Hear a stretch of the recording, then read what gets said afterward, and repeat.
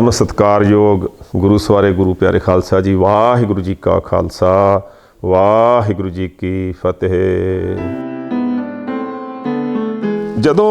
ਜਦੋਂ ਇਹ ਸਾਰਾ ਕੁਝ ਹੋਇਆ, ਸਿੰਘਾਂ ਦੀ ਸ਼ਹਾਦਤ ਹੋ ਗਈ, 2 ਸਿੰਘਾਂ ਦੀ ਸ਼ਹਾਦਤਾਂ ਹੋ ਗਈਆਂ। ਮੈਂ ਭਾਈ ਕ੍ਰਿਸ਼ਨ ਭਗਵਾਨ ਸਿੰਘ ਹੁਣਾਂ ਜੀ ਦੇ ਉਸ ਦਿਨ ਰਾਤ ਨੂੰ ਘਰ ਵੀ ਗਿਆ, ਮੈਂ ਤੇ ਭਾਈ ਚਰਨਜੀਤ ਸਿੰਘ ਜੀ। ਹੈਰਾਨੀ ਦੀ ਗੱਲ ਹੈ ਕਿ ਸਾਡਾ ਕੋਈ ਵੀ ਆਗੂ ਜਿਹੜਾ ਉਹਨਾਂ ਦੋਵਾਂ ਸ਼ਹੀਦ ਸਿੰਘਾਂ ਦੇ ਪਰਿਵਾਰਾਂ ਦੇ ਨਾਲ ਹਮਦਰਦੀ ਦਿਖਾਉਣ ਵਾਸਤੇ ਨਹੀਂ ਗਿਆ। ਦਾਸ ਗਿਆ। ਫਿਰ ਅਗਲੇ ਦਿਨ ਅਸੀਂ ਇਹ ਸਾਰੀਆਂ ਸੰਗਤਾਂ ਨੂੰ ਉੱਥੇ ਅਸੀਂ ਵੀਡੀਓ ਰਾਹੀਂ ਸੰਦੇਸ਼ਾ ਦਿੱਤਾ ਕਿ ਪਿਆਰੇ ਖਾਲਸਾ ਜੀ, ਹੁਣ ਇਹਨਾਂ ਨੇ ਸਾਨੂੰ ਇੱਥੇ ਬੱਤੀਆਂ ਵਾਲੇ ਚੌਂਕ ਵਿੱਚ ਧਰਨਾ ਨਹੀਂ ਲਾਉਣ ਦੇਣਾ। ਜਿੱਥੇ ਜਿੱਥੇ ਸੰਗਤਾਂ ਬੈਠੀਆਂ ਜੇ, ਆਪੋ ਆਪਣੇ ਜਿੱਥੇ ਸੜਕਾਂ ਨੇ, ਸਭ ਸੜਕਾਂ ਪੰਜਾਬ ਦੀਆਂ ਸਭ ਸੜਕਾਂ ਜਾਮ ਕਰ ਦਿਓ। ਅਸੀਂ ਸਾਰੀਆਂ ਸੜਕਾਂ ਜਿਹੜੀਆਂ ਨੇ ਉੱਥੇ ਕੋਈ ਇੱਕ ਸਾਈਕਲ ਵੀ ਨਹੀਂ ਚੱਲ ਸਕਦਾ ਸੀ। ਸਾਰੀਆਂ ਸੰਗਤਾਂ ਸਤਨਾਮ ਸ੍ਰੀ ਵਾਹਿਗੁਰੂ ਦਾ ਜਾਪ ਕਰਦੀਆਂ ਹੋਈਆਂ ਸੜਕਾਂ 'ਤੇ ਬੈਠ ਗਈਆਂ। ਅਤੇ 17 ਅਕਤੂਬਰ ਵਾਲੇ ਦਿਨ ਇੱਕ ਮੀਟਿੰਗ ਹੋਈ। ਭਾਈ ਪੰਥਪ੍ਰੀਤ ਸਿੰਘ ਨੂੰ ਇਹ ਲੈ ਗਏ ਸੀ, ਉਹਨਾਂ ਦੇ ਬਾਰੇ ਦੱਸਦੇ ਨਹੀਂ ਸੀ ਵੀ ਉਹ ਕਿੱਥੇ ਆ। ਫਿਰ ਮੈਂ ਦਾਸ ਨੇ ਇੱਕ ਵੀਡੀਓ ਵੀ ਪਾਈ ਅਤੇ ਸਰਕਾਰ ਨੂੰ ਚੇਤਾਵਨੀ ਦਿੱਤੀ, ਪੁਲਿਸ ਨੂੰ, ਵੀ ਸਾਡਾ ਸਿੰਘ ਦੱਸੋ ਕਿੱਥੇ ਆ, ਨਹੀਂ ਤਾਂ ਇਹਦੇ ਕੰਸੀਕੁਐਂਸ, ਇਹਦੇ ਖਮਿਆਜੇ ਪੁਲਿਸ ਨੂੰ ਭੁਗਤਣਾ ਪਊਗਾ। ਸਾਡਾ ਸਿੰਘ ਦੱਸੋ, ਨਹੀਂ ਤਾਂ ਇਹਦੇ ਨਤੀਜੇ ਬੜੇ ਗੰਭੀਰ ਨਿਕਲਣਗੇ। ਫਿਰ ਸਿੰਘਾਂ ਦੇ ਨਾਲ ਵਾਰਤਾਲਾਪ ਹੋਣ 'ਤੇ, ਪੁਲਿਸ ਨਾਲ ਵਾਰਤਾਲਾਪ ਹੋਣ 'ਤੇ ਪੰਥਪ੍ਰੀਤ ਨੂੰ ਛੱਡਿਆ ਗਿਆ। ਅਤੇ ਪੰਥਪ੍ਰੀਤ ਨੇ 17 ਤਰੀਕ ਨੂੰ ਅੰਦਰ ਕੋਈ ਕਮਿਟਮੈਂਟ ਕਰਕੇ ਆਇਆ। ਭਾਈ ਪੰਥਪ੍ਰੀਤ ਮੈਂ ਨਹੀਂ ਕਹਿ ਸਕਦਾ, ਕਿਉਂਕਿ ਜਿਹੜੀ 17 ਤਰੀਕ ਦੀ ਮੀਟਿੰਗ ਹੋਈ, ਉਸ ਮੀਟਿੰਗ ਵਿੱਚ ਬਰਗਾੜੀ ਚੌਂਕ ਦੇ ਵਿੱਚ ਇੱਕ ਮੀਟਿੰਗ ਹੋਈ। ਅਗਰ ਉਸ ਮੀਟਿੰਗ ਦੇ ਵਿੱਚ ਭਾਈ ਪੰਥਪ੍ਰੀਤ ਸਿੰਘ ਜੀ, ਗਿਆਨੀ ਕੇਵਲ ਸਿੰਘ ਜੀ, ਭਾਈ ਬਲਜੀਤ ਸਿੰਘ ਜੀ ਦਾਦੂਵਾਲ, ਹਰਜਿੰਦਰ ਸਿੰਘ ਮਾਂਝੀ ਲਿਖ ਰਿਹਾ ਸੀ, ਹਰਪ੍ਰੀਤ ਸਿੰਘ ਮਖੂ, ਇਹ ਸਾਰੇ ਸਿੰਘ ਅਸੀਂ ਇਕੱਤਰ ਹੋ ਕੇ ਉੱਥੇ ਮੀਟਿੰਗ ਕੀਤੀ। ਅੱਗੇ ਦਾ ਲਾਈਨ ਆਫ ਐਕਸ਼ਨ, ਕਿਉਂਕਿ ਮੇਰੇ 'ਤੇ ਵੀ ਪ੍ਰੈਸ਼ਰ ਪਾਇਆ ਜਾ ਰਿਹਾ ਸੀ, ਪੰਥਪ੍ਰੀਤ 'ਤੇ ਪ੍ਰੈਸ਼ਰ ਪਿਆ। ਅਤੇ ਪੰਥਪ੍ਰੀਤ ਨੇ, ਮੈਂ ਇਹ ਸ਼ੋਰਲੀ ਨਹੀਂ ਕਹਿ ਸਕਦਾ, ਮੈਂ ਉਸ ਵਾਰਤਾਲਾਪ ਜਿਹੜੀ ਮੀਟਿੰਗ ਹੋਈ ਉਹਦੇ ਲਿਹਾਜ਼ ਨਾਲ ਕਹਿ ਸਕਦਾ ਹਾਂ ਕਿ ਪੰਥਪ੍ਰੀਤ ਅੰਦਰ ਸਮਝੌਤਾ ਕਰਕੇ ਆਇਆ ਪੁਲਿਸ ਨਾਲ ਕਿ ਧਰਨੇ ਚੁਕਾਏ ਜਾਣਗੇ। ਮੈਂ ਜਦੋਂ ਇਹਨਾਂ ਨੂੰ ਕਿਹਾ ਵੀ ਮੀਟਿੰਗ ਵਿੱਚ, ਫਿਰ ਮੈਂ ਇਹਨਾਂ ਨੂੰ ਕਿਹਾ, ਸ਼ਾਮ ਨੂੰ ਮੀਟਿੰਗ ਕੀਤੀ ਗਈ 3:30 4 ਵਜੇ, 5 ਵਜੇ ਤੱਕ ਮੀਟਿੰਗ ਚੱਲੀ। ਉੱਥੇ ਹਰ ਇੱਕ ਸਿੰਘ ਦੇ ਵਿਚਾਰ ਲਏ ਜਾ ਰਹੇ ਸੀ ਅਤੇ ਇਕੱਲਾ ਦਾਸ ਹੀ। ਮੈਂ ਇਹਨਾਂ ਨੂੰ ਕਿਹਾ, ਭਾਈ ਸਾਹਿਬ, ਭਾਈ ਪੰਥਪ੍ਰੀਤ ਜੀ, ਧਰਨਾ ਨਾ ਚੁਕਾਇਆ ਜਾਵੇ। ਇਹ ਧਰਨਾ ਚੁਕਾਉਣ ਲਈ ਬਜਿੱਦ ਸਨ ਭਾਈ ਪੰਥਪ੍ਰੀਤ ਸਿੰਘ। ਮੈਂ ਇਹਨਾਂ ਨੂੰ ਕਿਹਾ ਧਰਨਾ ਨਹੀਂ ਚੁੱਕਣਾ, ਅਜੇ 2 ਦਿਨ ਰੁਕ ਜਾਓ। ਉਸ ਦਿਨ ਸ਼ੁੱਕਰਵਾਰ ਦਾ ਦਿਨ ਸੀ। ਮੈਂ ਕਿਹਾ ਸ਼ੁੱਕਰਵਾਰ, ਸ਼ਨਿਚਰਵਾਰ ਅਤੇ ਐਤਵਾਰ ਰੁਕ ਜਾਓ। 25 ਤਰੀਕ ਨੂੰ ਆਪਾਂ ਉਹਨਾਂ ਦੋਵਾਂ ਸਿੰਘਾਂ ਦਾ ਅੰਤਮ ਅਰਦਾਸ, ਉਹਦੇ ਵਿੱਚ ਫੈਸਲਾ ਕਰਾਂਗੇ। ਸਰਕਾਰ ਘੁੱਟਨੇ ਟੇਕਣ ਨੂੰ ਤਿਆਰ ਹੈ, ਇੰਨਾ ਦਬਾਅ ਬਣਿਆ ਸੀ ਸਰਕਾਰ 'ਤੇ। ਪਰ ਭਾਈ ਪੰਥਪ੍ਰੀਤ ਸਿੰਘ ਜੀ ਹੁਣਾਂ ਨੇ, ਇਹ ਸਾਰਿਆਂ ਸਿੰਘਾਂ ਨੇ ਮੇਰੀ ਇੱਕ ਗੱਲ ਨਹੀਂ ਮੰਨੀ। ਇਹ ਰਿਕਾਰਡ ਵਿੱਚ ਹੈ, ਹਰਜਿੰਦਰ ਸਿੰਘ ਮਾਂਝੀ ਲਿਖ ਰਿਹਾ ਸੀ। ਫਿਰ ਮੈਂ ਇਹਨਾਂ ਨੂੰ ਕਿਹਾ ਵੀ ਚਲੋ ਤੁਸੀਂ ਭਾਈ ਅਮਰੀਕ ਸਿੰਘ ਜਨਾਲਾ ਨਾਲ ਤੁਸੀਂ ਗੱਲ, ਉੱਤੇ ਪੰਥਪ੍ਰੀਤ ਕਹਿਣ ਲੱਗੇ ਮੇਰੀ ਅਮਰੀਕ ਸਿੰਘ ਜਨਾਲਾ ਨਾਲ ਉਹ ਫ਼ੋਨ ਨਹੀਂ ਚੱਕਦੇ। ਫਿਰ ਮੈਂ ਆਪਣੇ ਫ਼ੋਨ ਤੋਂ ਭਾਈ ਅਮਰੀਕ ਸਿੰਘ ਜਨਾਲਾ ਨੂੰ ਫ਼ੋਨ ਕੀਤਾ। ਮੈਂ ਕਿਹਾ, ਭਾਈ ਸਾਹਿਬ ਜੀ, ਇਹ ਸਾਰੇ ਜਾਣੇ ਧਰਨੇ ਚੁਕਾਉਣੇ ਚਾਹੁੰਦੇ। ਕਹਿੰਦੇ ਰੰਧਾਵਾ ਸਾਹਿਬ, ਬਿਲਕੁਲ ਅਸੀਂ ਧਰਨੇ ਨਹੀਂ ਚੱਕਣੇ, ਬਿਲਕੁਲ ਮਨਾ ਕਰੋ ਇਹਨਾਂ ਨੂੰ। ਅਤੇ ਮੈਂ ਕਿਹਾ ਵੀ ਆ ਪੰਥਪ੍ਰੀਤ ਨਾਲ ਗੱਲ ਕਰ ਲਓ। ਪੰਥਪ੍ਰੀਤ ਨੇ ਭਾਈ ਅਮਰੀਕ ਸਿੰਘ ਜਨਾਲਾ ਨੂੰ ਇਹ ਆਸ਼ਵਾਸਨ ਦਿੱਤਾ ਜੀ ਇਹ ਸੰਗਤਾਂ ਚਾਹੁੰਦੀਆਂ ਨੇ। ਅਤੇ ਮੈਨੂੰ ਭਾਈ ਅਮਰੀਕ ਸਿੰਘ ਜੀ ਕਹਿਣ ਲੱਗੇ ਕਿ ਰੰਧਾਵਾ ਸਾਹਿਬ, ਜੇ ਇਹ ਸੰਗਤਾਂ ਚਾਹੁੰਦੀਆਂ ਫਿਰ ਆਪਾਂ ਕੀ ਕਰ ਸਕਦੇ ਹਾਂ। ਮੈਂ ਕਿਹਾ ਜੀ ਬਿਲਕੁਲ ਨਹੀਂ ਸੰਗਤਾਂ ਚਾਹੁੰਦੀਆਂ।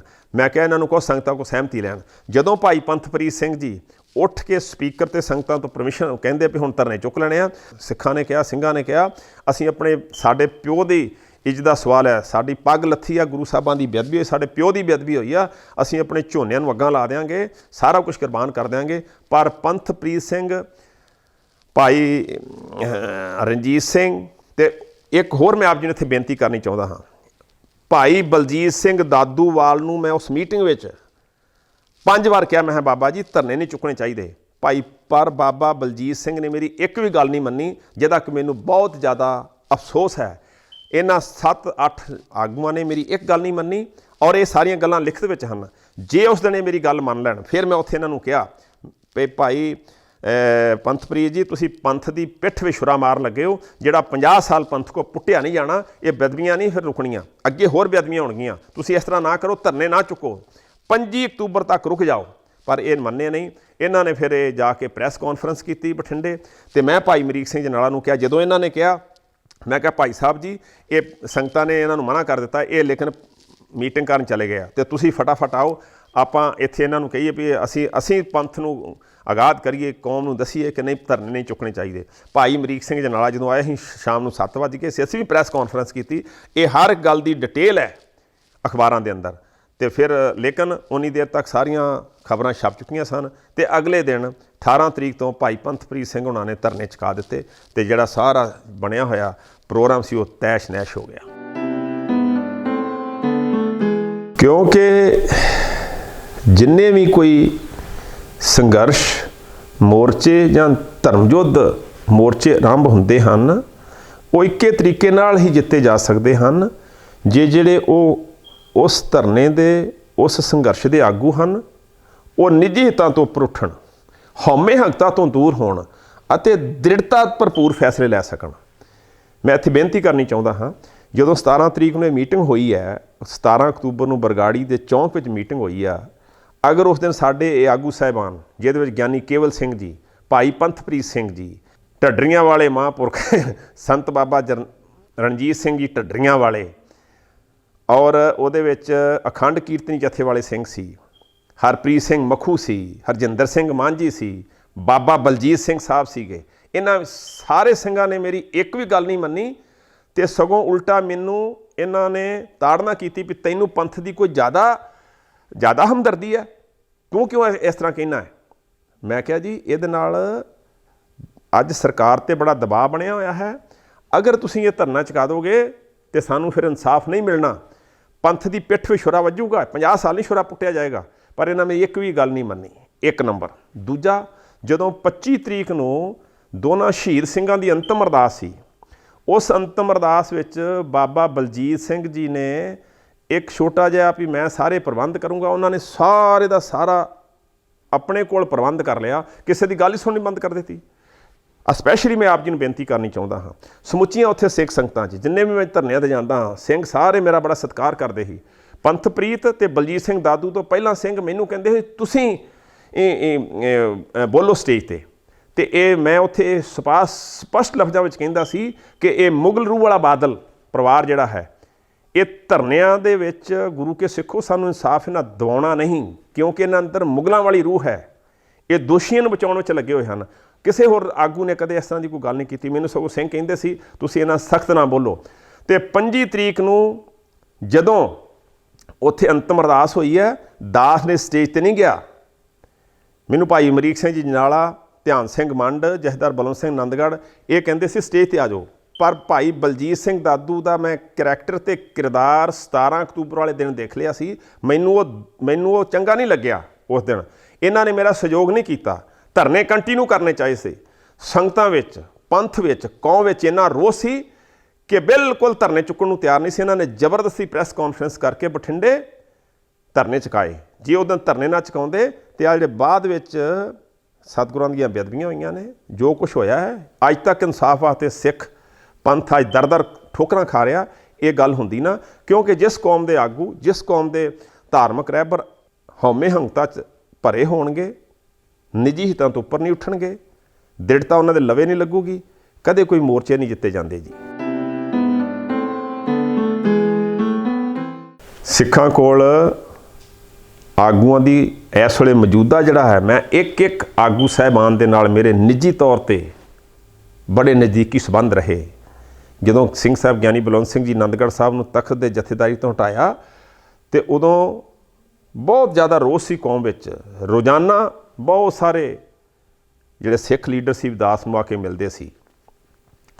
ਕਾਰਨ ਉਹਦਾ ਇੱਕੋ ਹੀ ਹੈ ਕਿ ਜਿਹੜੇ ਸਾਡੇ ਸਿੱਖ ਆਗੂ ਹਨ, ਇਹ ਛੋਟੀਆਂ ਚੀਜ਼ਾਂ ਵਿੱਚ ਉਲਝ ਕੇ ਰਹਿ ਗਏ।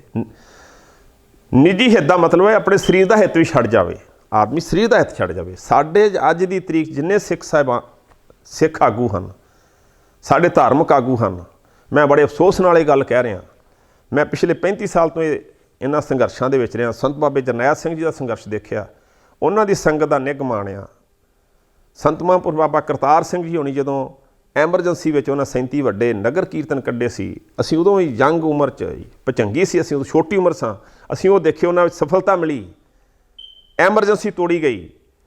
ਅਤੇ ਜਿਹੜਾ ਇਹ ਧਰਮ ਯੁੱਧ ਮੋਰਚਾ ਲੱਗਿਆ ਸੀ, ਇਹ ਬਹੁਤ ਵੱਡੀ ਜਿੱਤ ਸੀ ਕੌਮ ਦੀ। ਅਗਰ ਉਹ ਧਰਮ ਯੁੱਧ ਮੋਰਚਾ ਜਿੱਤਿਆ ਨਾ ਜਾਂਦਾ, ਸਾਡੇ ਕੋਲ ਦਸਤਾਰਾਂ ਨਹੀਂ ਰਹਿਣੀਆਂ ਸੀ, ਅੱਜ ਸਿੱਖੀ ਦਾ ਬਹੁਤ ਮੰਦਾ ਹਾਲ ਹੋ ਜਾਣਾ ਸੀ। ਜਿੰਨੀ ਦੇਰ ਤੱਕ ਸਿੱਖ ਆਗੂ ਆਪਣੇ ਨਿੱਜੀ ਹਿੱਤਾਂ ਤੋਂ ਉੱਪਰ ਨਹੀਂ ਉੱਠਦੇ, ਕੋਈ ਮੋਰਚਾ ਨਹੀਂ ਜਿੱਤਿਆ ਜਾ ਸਕਦਾ। ਜਿਹੜੇ ਅੱਜ ਆਗੂ ਹਨ, ਕੋਈ ਪੰਥ ਦੀ ਤੇ ਕੌਮ ਦੀ ਗੱਲ ਕਰਦੇ ਹਨ। ਮੇਰੀ ਨਿਗਾਹ ਅੰਦਰ ਇੱਕ ਦੋ ਗੁਰੂ ਕੇ ਸਿੱਖ ਹਨ ਜਿਹੜੇ ਕੌਮ ਨੂੰ ਗਵਾਹੀ ਦੇ ਸਕਦੇ ਹਨ, ਪਰੰਤੂ ਇਹ ਜਿਹੜੇ ਵਿਪਰਵਾਦੀ ਤਾਕਤਾਂ ਨੇ, ਜਿਹੜੀਆਂ ਏਜੰਸੀਆਂ ਨੇ, ਉਹਨਾਂ ਦੇ ਪਿੱਛੇ ਲੱਗੀਆਂ ਹਨ, ਉਹ ਰੂਪੋਸ਼ ਹਨ। ਸਮਾਂ ਆਊਗਾ, ਗੁਰੂ ਕਲਗੀਧਰ ਪਾਤਸ਼ਾਹ ਸੱਜਾ ਹੱਥ ਉਹਨਾਂ ਗੁਰੂ ਕੇ ਸਿੱਖਾਂ ਦੇ ਜਿੱਦਾਂ ਰੱਖ ਦੇਗਾ, ਪੰਥ ਨੂੰ ਆਗੂ ਮਿਲੇਗਾ। ਇਸ ਵੇਲੇ ਜਿਹੜੀ ਮੌਜੂਦਾ ਸਾਡੀ ਲੀਡਰਸ਼ਿਪ ਹੈ, ਇਹਨਾਂ ਵਿੱਚ ਕੋਈ ਵੀ ਇਹੋ ਜਿਹਾ ਆਗੂ ਹੈ ਨਹੀਂ। ਮੈਂ ਕਿਸੇ ਦਾ ਜਾਤੀ ਤੌਰ 'ਤੇ ਇੱਥੇ ਨਾਂ ਨਹੀਂ ਲੈਣਾ ਚਾਹੁੰਦਾ ਹਾਂ, ਕਿਉਂਕਿ ਪੰਥ ਵਿੱਚ ਅੱਗੇ ਬਹੁਤ ਵੰਡੀਆਂ ਪਈਆਂ ਹਨ, ਅਲੱਗ-ਅਲੱਗ ਜਥੇਬੰਦੀਆਂ 'ਚ ਕੌਮ ਅਲੱਗ-ਅਲੱਗ ਵਿਚ ਰਹੀ ਹੈ। ਇੱਥੇ ਮੈਂ ਇੱਕ ਆਪ ਜੀ ਨੂੰ ਹੋਰ ਬੇਨਤੀ ਕਰਨੀ ਚਾਹੁੰਦਾ ਹਾਂ। 19 ਅਕਤੂਬਰ ਵਾਲੇ ਦਿਨ ਭਾਈ ਸਿਮਰਨਜੀਤ ਸਿੰਘ ਜੀ ਮਾਨ, ਜਿਨ੍ਹਾਂ ਨੇ ਪੰਥ ਵਾਸਤੇ ਬਹੁਤ ਵੱਡੇ ਕਸ਼ਟ ਸਹਿਣ ਕੀਤੇ ਹਨ ਅਤੇ ਜਿਨ੍ਹਾਂ ਨੇ ਹਮੇਸ਼ਾ ਪੰਥ ਦੀ ਗੱਲ ਕੀਤੀ ਹੈ, 19 ਤਰੀਕ ਨੂੰ ਮੈਨੂੰ ਉਹਨਾਂ ਨੇ ਪ੍ਰੈਸ ਵਿੱਚ ਬਿਠਾ ਕੇ ਗੱਲ ਕੀਤੀ ਸੀ, ਰੰਧਾਵਾ ਸਾਹਿਬ ਤੁਸੀਂ ਪੰਥਕ ਏਕਤਾ ਕਰੋ, ਪੰਥ ਦੀ ਏਕਤਾ ਦੀ ਗੱਲ ਚਲਾਓ। ਦਾਸ ਨੇ ਚਲਾਈ, ਮੈਂ 27 ਜਥੇਬੰਦੀਆਂ ਨੂੰ ਮਨਾ ਲਿਆ ਸੀ, ਪਰੰਤੂ ਵਿੱਚ ਕੁਛ ਸਾਡੇ ਜਿਹੜੇ ਬਲੈਕ ਸ਼ੀਪ, ਜਿਹਨੂੰ ਕਾਲੀਆਂ ਭੇਡਾਂ ਕਹਿ ਲਓ, ਉਹਨਾਂ ਨੇ ਪੰਥਕ ਏਕਤਾ ਨਹੀਂ ਹੋਣ ਦਿੱਤੀ। ਜਿੰਨੀ ਦੇਰ ਤੱਕ ਸਮੁੱਚਾ ਸਿੱਖ ਪੰਥ ਇੱਕ ਪਲੇਟਫਾਰਮ 'ਤੇ ਇਕੱਤਰ ਨਹੀਂ ਹੁੰਦਾ, ਸਾਰੇ ਇਕੱਠੇ ਹੋ ਕੇ ਇਹ ਹੰਬਲਾ ਨਹੀਂ ਮਾਰਦੇ, ਉਨੀ ਦੇਰ ਤੱਕ ਅਸੀਂ ਕਦੇ ਵੀ ਇਨਸਾਫ ਨਹੀਂ ਲੈ ਸਕਦੇ। ਸਾਨੂੰ ਇਸ ਤਰ੍ਹਾਂ ਹੀ ਦਰ-ਦਰ ਭਟਕਣਾ ਪਏਗਾ। ਸਰਬੱਤ ਖਾਲਸਾ ਦਾ ਇਸ ਤਰ੍ਹਾਂ ਹੈ ਕਿ ਜਿੱਦਣ 19 ਤਰੀਕ ਨੂੰ ਮੈਂ ਮਾਨ ਸਾਹਿਬ ਜੀ ਹੁਣਾਂ ਨੂੰ ਇਕਰਾਰ ਕੀਤਾ ਸੀ ਕਿ ਆਪਾਂ ਪੰਥ ਇਕੱਠਾ ਕਰੀਏ, ਅਤੇ ਮੈਂ ਉਹਨਾਂ ਨੇ ਡਿਊਟੀ ਵੀ ਮੇਰੀ ਲਗਾਈ। ਮੈਂ ਭਾਈ ਹਰਪਾਲ ਸਿੰਘ ਜੀ ਚੀਮਾ, ਕੁਲਬੀਰ ਸਿੰਘ ਜੀ ਬੜਾ ਪਿੰਡ, ਦਲਜੀਤ, ਸਾਰੇ ਸਿੰਘਾਂ ਨਾਲ ਅੰਦਰ ਖਾਤੇ ਮੈਂ ਗੱਲ ਕੀਤੀ, ਪੰਚ ਪ੍ਰਧਾਨੀ ਵਾਲੇ ਸਿੰਘਾਂ ਨਾਲ, ਦਲ ਖਾਲਸਾ ਨਾਲ, ਨਿਹੰਗ ਸਿੰਘ ਜਥੇਬੰਦੀਆਂ ਨਾਲ, ਗਿਆਨੀ ਪ੍ਰਤਾਪ ਸਿੰਘ ਜੀ ਹੋਣੀ, ਇਹ ਮੈਂ ਸਾਰੀਆਂ ਸੰਗਤਾਂ ਨਾਲ ਕਰ ਰਿਹਾ ਸੀ। ਖਾਲਸਾ, ਕਿਉਂਕਿ ਮੇਰੇ ਮਨ ਵਿੱਚ ਇਹ ਸੀ ਕਿ 10 ਨਵੰਬਰ ਦੀ ਜਗ੍ਹਾ 'ਤੇ ਸਾਰੀਆਂ ਸੰਗਤਾਂ, ਜਿਹੜੇ ਸਿੰਘਾਂ ਨਾਲ ਮੇਰੇ ਬਚਨ ਹੋ ਰਹੇ ਸੀ, ਉਹ ਕਹਿੰਦੇ 30 ਨਵੰਬਰ ਤੱਕ ਦਲ ਜਿਹੜਾ ਆਪਾਂ ਨੂੰ ਕਰਨਾ ਚਾਹੀਦਾ ਸਰਬੱਤ ਖਾਲਸਾ। 30 ਨਵੰਬਰ ਤੱਕ ਮੇਰੇ ਮਨ ਵਿੱਚ ਸੀਗਾ ਵੀ ਆਪਾਂ 10 ਨਵੰਬਰ ਦੀ ਜਗ੍ਹਾ 'ਤੇ 30 ਇਹਨੂੰ 20 ਦਿਨ ਹੋਰ ਲੇਟ ਕਰਕੇ ਅਤੇ ਸਾਰੀ ਸਮੁੱਚੇ ਪੰਥ ਨੂੰ ਇਸ ਸਰਬੱਤ ਖਾਲਸੇ ਦੇ ਵਿੱਚ ਲੈ ਕੇ ਆਈਏ। ਇਹਦਾ ਮੀਨ ਟਾਈਮ ਮੇਰੀ ਇੱਕ ਮਿੰਟ ਦੀ ਜਿਹੜੀ ਗੱਲਬਾਤ ਸੀ, ਇਹ ਬਾਦਲਾਂ ਕੋਲ ਜਾ ਰਹੀ ਸੀ ਕਿ ਕਿਉਂਕਿ ਇਹ ਸਾਰਾ ਕੁਝ ਠੀਕ ਹੋ ਜਾਣਾ ਸੀ, ਪਰ ਇਹਨਾਂ ਨੇ ਮੈਨੂੰ 30 ਅਕਤੂਬਰ ਨੂੰ ਉੱਥੋਂ ਚੁੱਕ ਲਿਆ ਅਤੇ ਮੈਂ 30 ਅਕਤੂਬਰ ਨੂੰ ਰੂਪੋਸ਼ ਹੋ ਗਿਆ। 10 ਨਵੰਬਰ ਨੂੰ ਜਿਹੜਾ ਸਰਬੱਤ ਖਾਲਸਾ ਹੋਇਆ, ਉਹਦੇ ਵਿੱਚ ਆਪ ਮੁਹਾਰੇ ਸੰਗਤਾਂ ਬੇਅੰਤ ਲੱਖਾਂ ਦੀ ਤਾਦਾਦ ਵਿੱਚ ਇਕੱਤਰ ਹੋਈਆਂ, ਲੇਕਿਨ ਜਿਹੜੇ ਉਹ ਫੈਸਲੇ 25 ਅਕਤੂਬਰ ਦੇ ਅਤੇ 10 ਨਵੰਬਰ ਦੇ ਸਰਬੱਤ ਖਾਲਸੇ ਦੇ ਫੈਸਲੇ ਸੀ, ਉਹ ਬਹੁਤ ਸੋਲਿਡ ਫੈਸਲੇ ਨਹੀਂ ਸੀ। ਉਹਦੇ ਵਿੱਚ ਬਹੁਤ ਜ਼ਿਆਦਾ ਲੰਬੀ ਆਉਣ ਵਾਲੇ 100 ਸਾਲ ਦੀ ਪਲਾਨਿੰਗ ਲੈ ਕੇ ਫੈਸਲੇ ਹੋਣੇ ਚਾਹੀਦੇ ਸੀ। ਉਹ ਫੈਸਲੇ ਹੋਏ। ਮੈਂ ਉਹਨਾਂ ਦਾ ਕੋਈ ਨੁਕਤਾਚੀਨੀ ਨਹੀਂ ਕਰਦਾ, ਕਿਉਂਕਿ ਮੈਂ ਮਾਨ ਸਾਹਿਬ ਉਹਨਾਂ ਦਾ ਬੜਾ ਅਦਬ ਸਤਿਕਾਰ ਕਰਦਾ ਹਾਂ।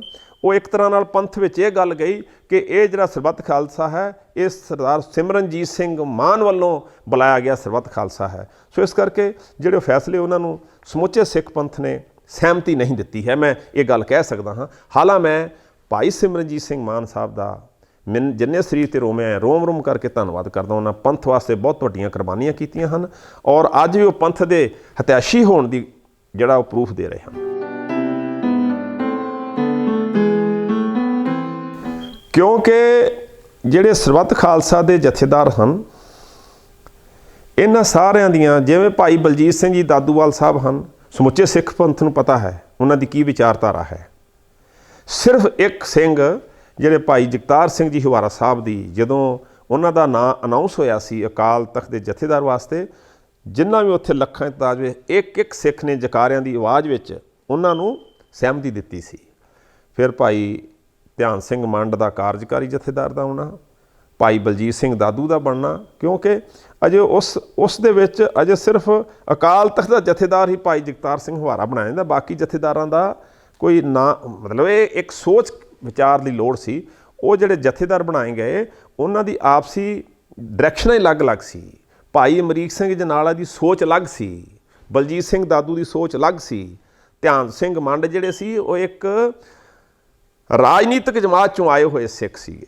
ਸੋ ਮੇਰਾ ਕਹਿਣ ਤੋਂ ਮੁਰਾਦ ਜਿਹੜੇ ਜਥੇਦਾਰ ਚਾਹੀਦੇ ਸੀ ਬਣਨੇ, ਉਹ ਇੱਕ ਸੁਰਤਾ, ਉਹਨਾਂ ਦੀ ਸੋਚ ਇੱਕ ਹੋਣੀ ਚਾਹੀਦੀ ਸੀ। Right man should put on the right job. ਮੇਰਾ ਕਹਿਣ ਤੋਂ ਮੁਰਾਦ ਕੋਈ ਇਸ ਤਰ੍ਹਾਂ ਦਾ ਵਿਚਾਰ ਵੰਡਾਂ ਦਾ ਮੈਂ ਕੋਈ ਉਹਨਾਂ ਫੈਸਲਿਆਂ ਦੀ ਨੁਕਤਾਚੀਨੀ ਨਹੀਂ ਕਰ ਰਿਹਾ।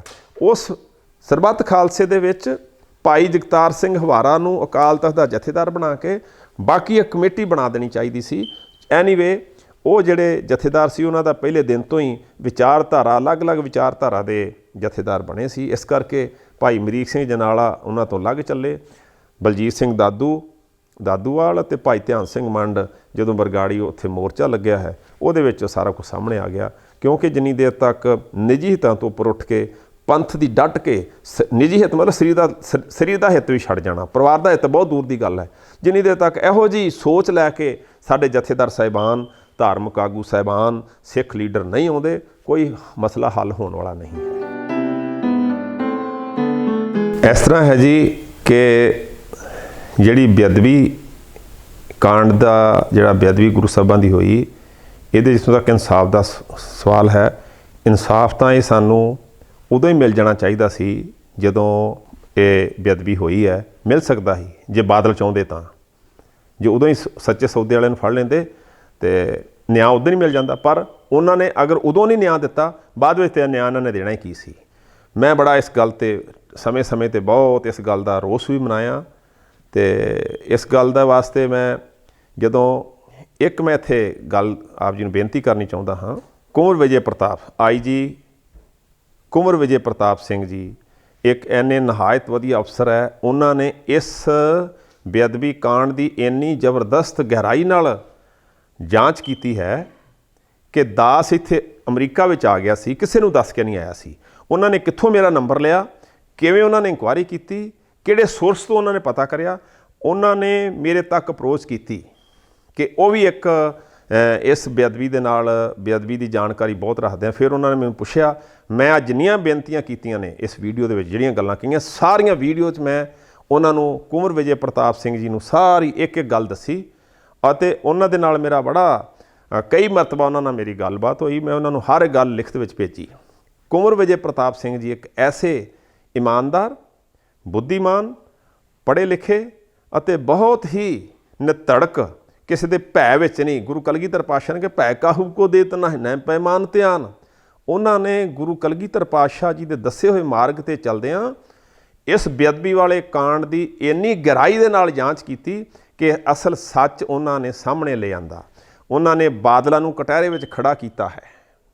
ਉਹਨਾਂ ਨੇ ਜਿੰਨੇ ਬਾਟਮ ਤੋਂ ਲੈ ਕੇ ਟੌਪ ਤੱਕ ਇੱਕ ਬੰਦੇ ਨਾਲ ਪਰਸਨਲ ਅਪਰੋਚ ਕੀਤੀ। ਤੁਸੀਂ ਇਸ ਗੱਲ ਤੋਂ ਅੰਦਾਜ਼ਾ ਲਾ ਸਕਦੇ ਹੋ ਕਿ ਉਹਨਾਂ ਨੇ ਦਾਸ ਤੱਕ, ਮੈਨੂੰ ਵੀ ਇੱਥੇ ਪਹੁੰਚ ਕੀਤੀ ਅਮਰੀਕਾ 'ਚ ਬੈਠੇ ਨੂੰ, ਕਿਵੇਂ ਲੱਭ ਲਿਆ।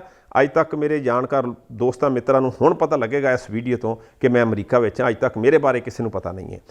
ਇਸ ਗੱਲ ਤੋਂ ਪਤਾ ਲੱਗਦਾ ਉਹਨਾਂ ਨੇ ਕਿੰਨੀ ਬਰੀਕੀ ਨਾਲ, ਕਿੰਨੀ ਗਹਿਰਾਈ ਨਾਲ ਇਸ ਬੇਅਦਬੀ ਕਾਂਡ ਦੀ ਜਾਂਚ ਕੀਤੀ ਹੈ। ਪਰ ਬੜੇ ਹੁਣ ਦੁੱਖ ਨਾਲ, ਬੜੇ ਅਫਸੋਸ ਨਾਲ ਦਾਸ ਇਹ ਗੱਲ ਕਹਿਣੀ ਚਾਹੁੰਦਾ ਹੈ ਕਿ ਜਦੋਂ ਇਹ ਸਾਰੀ ਉਹਨਾਂ ਨੇ ਬਰੀਕੀ ਨਾਲ ਤਹਿਕੀਕਾਤ ਕੀਤੀ ਹੈ, ਇਨਕੁਆਇਰੀ ਕੀਤੀ ਹੈ, ਸੱਚ ਨੂੰ ਸਾਹਮਣੇ ਲਿਆਂਦਾ ਹੈ, ਅਤੇ ਅੱਜ ਪਹਿਲੋਂ ਇਹਨਾਂ ਬਾਦਲ ਪਰਿਵਾਰ ਨੇ ਇਸ ਸਾਰੇ ਲਾਣੇ ਨੇ ਜਿਹੜੇ ਵਿੱਚ ਇਹਦੇ ਦੋਸ਼ੀ ਹਨ, ਉਹਨਾਂ ਨੇ ਜਦੋਂ ਇਲੈਕਸ਼ਨਾਂ ਹੋਈਆਂ 2019 ਵਿੱਚ, ਉਦੋਂ ਵੀ ਉਹਨਾਂ ਨੂੰ ਲਾਂਭੇ ਕਰਨ ਦੀ ਕੋਸ਼ਿਸ਼ ਕੀਤੀ। ਬਹੁਤ ਲੰਬੇ ਸਮੇਂ ਤੋਂ ਲੱਗੇ ਆ ਵੀ ਇਹਨੂੰ ਕਿਸੇ ਤਰ੍ਹਾਂ ਲਾਂਭੇ ਕੀਤਾ ਜਾਵੇ, ਇਸ ਇਨਕੁਆਇਰੀ ਤੋਂ ਸਾਈਡ 'ਤੇ ਕੀਤਾ ਜਾਵੇ। ਰਹੀ ਗੱਲ ਜਦੋਂ ਕਾਂਗਰਸ ਦੀ ਸਰਕਾਰ ਆਈ, ਬਾਦਲਾਂ ਨੂੰ ਹਟਾਇਆ ਲੋਕਾਂ ਨੇ, ਕਾਂਗਰਸੀ ਸਰਕਾਰ ਆਈ, ਕੈਪਟਨ ਨੇ ਵੀ ਉਦੋਂ ਕਸਮ ਖਾਧੀ ਸੀ ਕਿ ਮੈਂ ਬੇਅਦਬੀ ਦਾ ਸੱਚ, ਇਨਸਾਫ ਸਾਹਮਣੇ ਲਿਆਊਂਗਾ। ਪਰੰਤੂ ਦੁੱਖ ਦੀ ਗੱਲ ਹੈ, ਅਫਸੋਸ ਦੀ ਗੱਲ ਹੈ ਕਿ ਇਹ ਜਿਹੜਾ ਕੈਪਟਨ ਅਮਰਿੰਦਰ ਸਿੰਘ ਹੈ, ਇਸ ਨੇ ਵੀ ਕੁਛ ਇਸ ਤਰ੍ਹਾਂ ਦਾ ਨਹੀਂ ਕੀਤਾ ਜਿਹਦੇ ਨਾਲ ਬੇਅਦਬੀ ਦਾ ਸੱਚ ਸਾਹਮਣੇ ਆ ਸਕੇ। ਅਤੇ ਹੁਣ ਇਸ ਵੇਲੇ ਜਿਹੜੀ ਮੌਜੂਦਾ ਹਾਲਾਤ ਹੈ, ਜਦੋਂ ਕੁੰਵਰ ਵਿਜੇ ਪ੍ਰਤਾਪ ਸਿੰਘ ਜੀ ਨੇ ਸਾਰਾ ਸੱਚ ਸਾਹਮਣੇ ਲਿਆ ਕੇ ਹਾਈ ਕੋਰਟ ਦੇ ਕੋਰਟ ਵਿੱਚ ਲੈ ਗਏ, ਨਿਆਂਪਾਲਿਕਾ 'ਚ ਲੈ ਗਏ। ਉਮੀਦ ਬੱਝੀ ਸੀ ਕਿ ਸੱਚ ਸਾਹਮਣੇ ਆਏਗਾ, ਦੋਸ਼ੀ ਕਟਹਿਰੇ 'ਚ ਖੜਨਗੇ।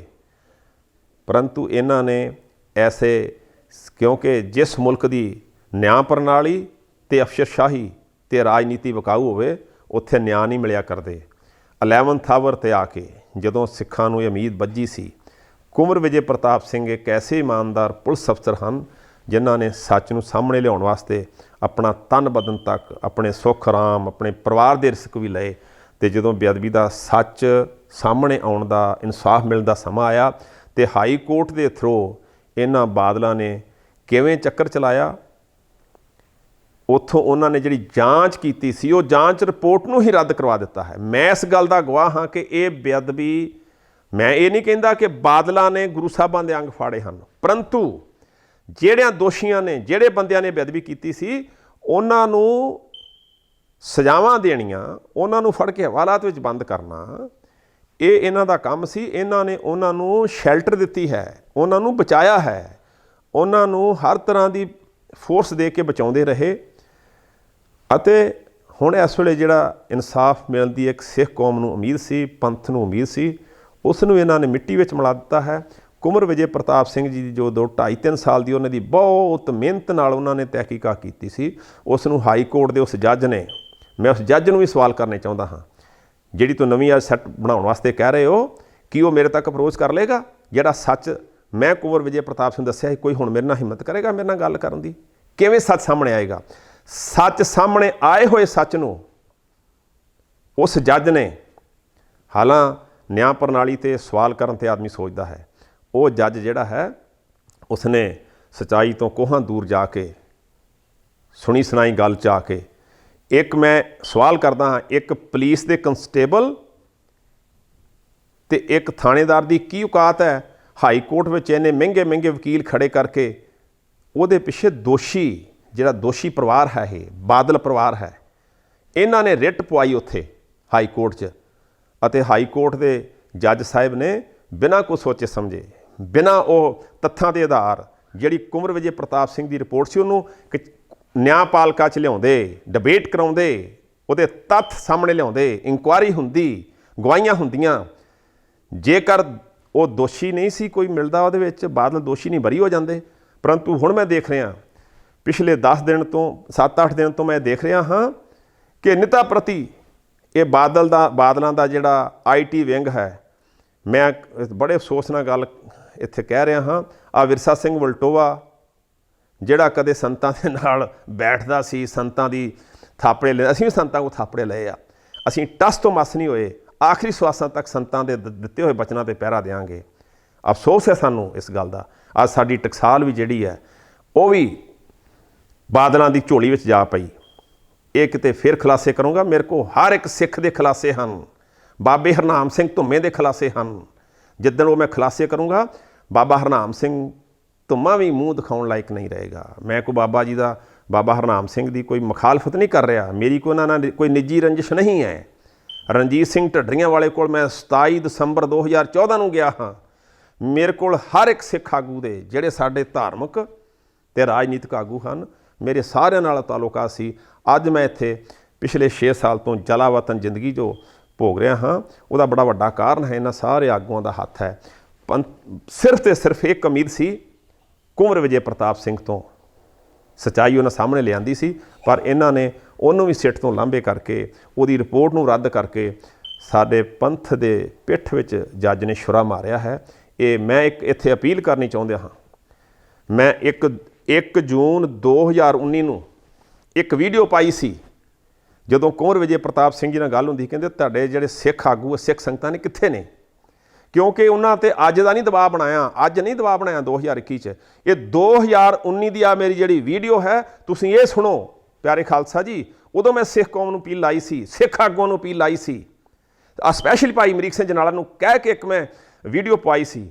ਕਿਸੇ ਨੇ ਉਦੋਂ ਗੱਲ ਨਹੀਂ ਸੁਣੀ। ਹੁਣ ਸਾਰੇ ਟਾਰਾਂ ਮਾਰ ਰਹੇ ਹਨ ਕਿ ਭਾਈ ਮੋਹਕਮ ਸਿੰਘ ਜੀ, ਮੈਂ ਕਿਹਦਾ ਨਾਂ ਲਵਾਂ, ਹੱਦ ਹੈ।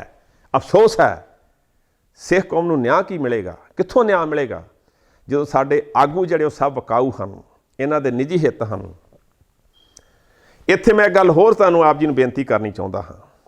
ਇੱਕ ਵਾਰੀ ਦੀ ਗੱਲ ਹੈ, ਮੈਂ ਸ਼ੁਰੂ ਤੋਂ ਪਹਿਲਾਂ ਮੇਰੇ ਪਿਓ ਦਾਦੇ ਸਾਰੇ ਅਕਾਲੀ ਪਾਰਟੀ ਨਾਲ ਸੰਬੰਧ ਰੱਖਦੇ। ਮੰਮੀ ਜਦੋਂ ਹਰਸਿਮਰਤ ਕੌਰ ਪਹਿਲੀ ਵਾਰ MP ਬਣਨ ਵਾਸਤੇ ਖੜੀ ਹੋਈ ਹੈ, ਮੈਂ ਇਹਦੇ ਨਾਲ, ਕਿਉਂਕਿ ਦਾਸ ਦੀ ਉੱਥੇ ਬਠਿੰਡੇ ਦੇ ਅੰਦਰ ਸਭ ਸਿੱਖ ਸੰਗਤਾਂ ਨਾਲ ਬਹੁਤ ਪਿਆਰ ਸੀ, ਇਹਨਾਂ ਨੂੰ ਜਿਤਾਉਣ ਵਾਸਤੇ ਪੂਰਾ ਜ਼ੋਰ ਲਾਇਆ ਗਿਆ। ਬਿਕਰਮਜੀਤ ਮਜੀਠੀਆ, ਕਿਉਂਕਿ ਮੇਰੀ ਕੰਸਟੀਚੁਐਂਸੀ ਮਜੀਠਾ ਦੇ ਵਿੱਚ ਪੈਂਦੀ ਹੈ, ਮੇਰਾ ਨਗਰ ਹੈ ਉੱਥੇ, ਉਦੋਂ ਵੀ ਇਹਨੂੰ ਅਸੀਂ ਜਿਤਾਇਆ।